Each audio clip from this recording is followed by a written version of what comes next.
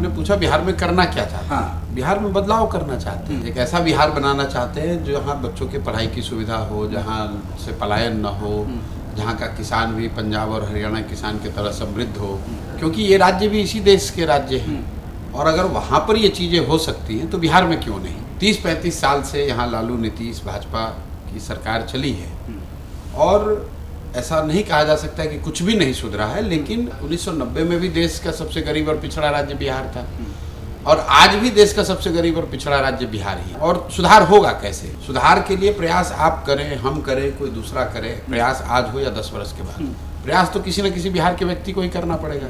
तो मुझे ऐसा लगता है कि अगर मेरे जैसे आदमी की हिम्मत नहीं पड़ेगी, मेरे जैसा आदमी अगर कोई प्रयास नहीं करेगा तो आखिर बिहार में सुधार करने के लिए प्रयास करेगा।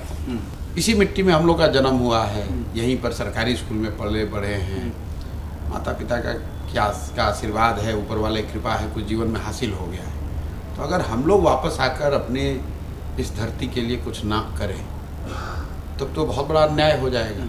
इसलिए आकर प्रयास कर रहे हैं, इसलिए नहीं कर रहे हैं कि कोई एमएलए एमपी बनना है, कि कोई आपने कहा स्थापित करना है। तो पहले से भगवान का दिया हुआ बहुत कुछ है, नाम शोहरत पैसा सब बहुत अर्जित किया है। अब समय है उस कुछ समाज को वापस देने का, और अगर कुछ वापस देना है तो उसकी शुरुआत बिहार से होनी चाहिए।